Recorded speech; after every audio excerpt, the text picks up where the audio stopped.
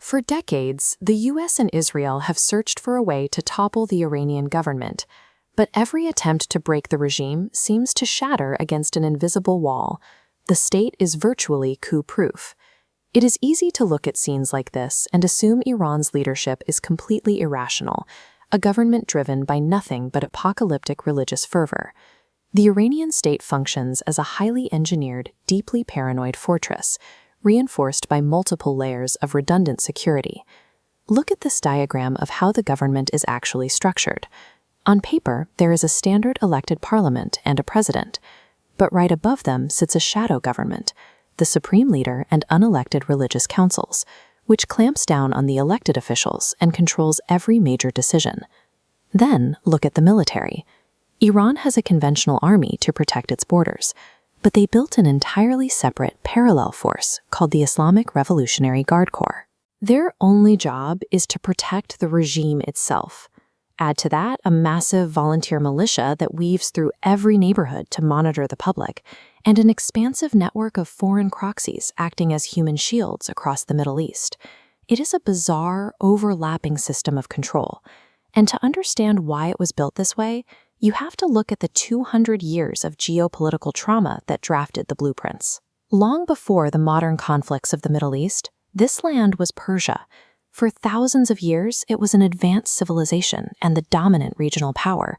But look at this map from the 1800s. That power was fading. The ruling Qajar dynasty found their territory physically squeezed between a rapidly expanding Russian empire from the north and the British Empire encroaching from the east. To fund their lavish lifestyles, the Iranian kings, the Shahs, started treating the country like a private bank account. They sold off exclusive monopolies on domestic industries, like tobacco, directly to these competing foreign empires in exchange for cash. These treaties stripped the nation of its dignity. They granted foreign merchants and soldiers complete immunity from Iranian law. This era burned a harsh lesson into the Iranian consciousness. If you do not fiercely resist them, outside powers will carve up your borders and exploit your citizens for their own geopolitical gain. By the early 1900s, the Iranian people had enough.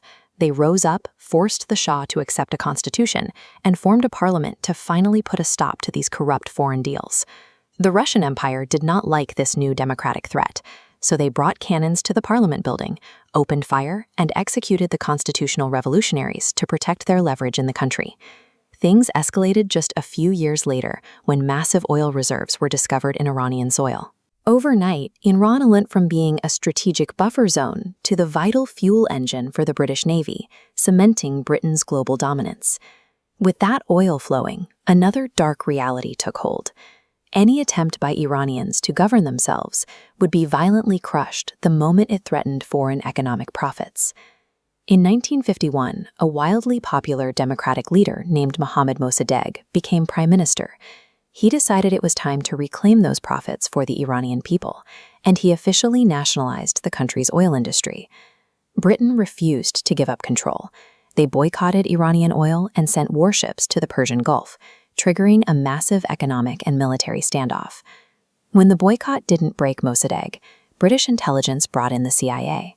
The Americans flooded the country with cash, bribing the Iranian military to turn their weapons against their own elected leader. The CIA orchestrated a coup, arrested Mossadegh, and reinstalled a Western-friendly dictator, the new Shah. He then spent the next quarter-century ruling Iran with an iron fist and a brutal CIA-trained secret police force. 1953 remains the deepest wound in modern Iranian history. It proved unequivocally that Western powers would always sabotage Iranian sovereignty to maintain control over its resources. By 1979, a century of betrayal finally boiled over. Millions of Iranians took to the streets in an explosion of anti-imperialist rage, culminating in a revolution led by a religious cleric named Ayatollah Khomeini. Khomeini set out to design a governmental system that the CIA and MI6 could never infiltrate or overthrow again. This is why the shadow government exists today. The supreme leader and his religious councils are essentially a firewall. They have the absolute power to veto any politician who might try to align the country with the West. And that parallel military branch, the Revolutionary Guard, they exist because Khomeini remembered 1953. He knew a regular national army could be bribed and turned against its own government. so he built a fiercely loyal secondary force to watch the primary one. Even the regime's fanatical proxy networks across the Middle East and their aggressive pursuit of nuclear weapons serve this core function. They are the ultimate defensive deterrents, completing the architecture of the fortress.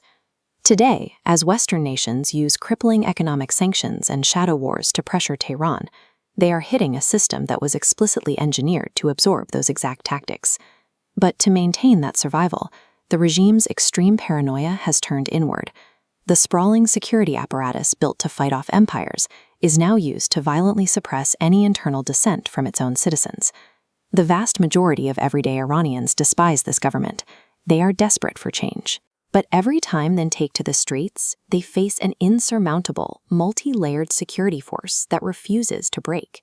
That is the tragic consequence of this 200-year history. The Iranian people are now trapped. They are hostages inside the very fortress that was built to protect them.